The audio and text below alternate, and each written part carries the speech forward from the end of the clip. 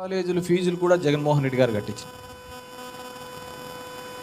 ఎందుకంటే ఒక పేదరికం నుంచి ఒక కుటుంబాన్ని బయటికి తీసుకొని రావాలి అంటే దానికి విద్య అనేది ఒక్కటే ద్వారానే మనం బయటికి తీసుకొని రావచ్చు.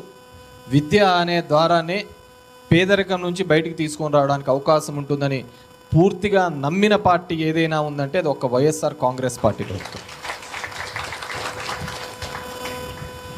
ఈరోజు నాడు నేడు ద్వారా స్కూళ్ళు చేసిన అంగన్వాడీలో చిన్నపిల్లలు తీసుకునే భోజనం, ఎలాంటి భోజనం పెడితే వాళ్ళు బాగా పెరుగుతారు, వాళ్ళ గ్రోత్ బాగా ఉంటుందని, గర్భవతులకు ఎలాంటి ఫుడ్ ఇస్తే పిల్లలు బాగా పుడతారని అంత స్థాయి నుంచి కూడా ప్రతి స్కూళ్ళల్లో కూడా మధ్యాహ్న భోజనం ఎంత సక్రమంగా ఉండాలి అని, ఎలాంటి భోజనం పెడితే వాళ్ళకు పౌష్టికాహారం అందుతుంది, బాగా శారీరకంగా బాగా తయారవుతారని చెప్పి అంత గ్రౌండ్ లెవెల్కి చేసిన పార్టీ ఏదైనా ఉందంటే అది ఒక్క వైఎస్ఆర్ కాంగ్రెస్ పార్టీని, జగన్మోహన్ రెడ్డి గారు.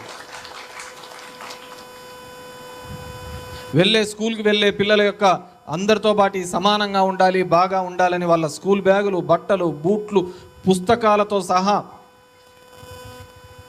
ఒక మంచి క్వాలిటీ ఎడ్యుకేషన్ ఇచ్చాలని చెప్పేసి ఒక ప్రయత్నం చేయడం జరిగింది. కార్పొరేట్ స్కూళ్ళకు పోటీగా ఉండాలని సిబిఎస్ఈ స్కూల్స్ తీసుకొని రావాలి, నియోజకవర్గానికి ఒకటి తీసుకొని రావాలని, అదేవిధంగా ఐబీ స్కూల్ తీసుకొని రావాలని చెప్పేసి ఒక ప్రయత్నం చేసినది ఏదైనా ఉంది అంటే అది ఒక్క వైఎస్ఆర్ కాంగ్రెస్ పార్టీ, జగన్మోహన్ రెడ్డి. మనం అంటూ ఉంటారు పెట్టుబడి పెట్టాలి, పెట్టుబడి అని. ఇది పెట్టుబడి కేవలం బిల్డింగ్ లేపేయడం, రోడ్లు వేయడమే కాదు పెట్టుబడి.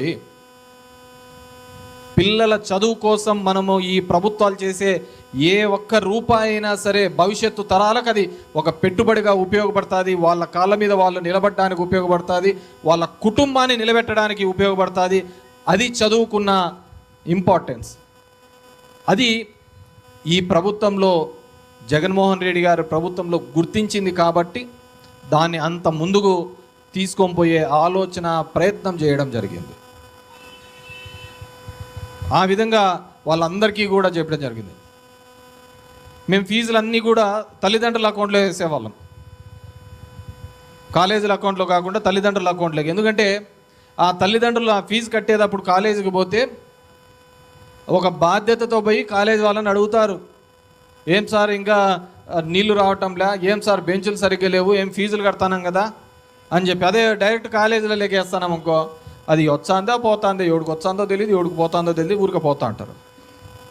కానీ కొంతమంది కాలేజ్ అసోసియేషన్స్ అంతా పోయినాయి, అట్లెట్లేదు సార్ మా అకౌంట్లలోనే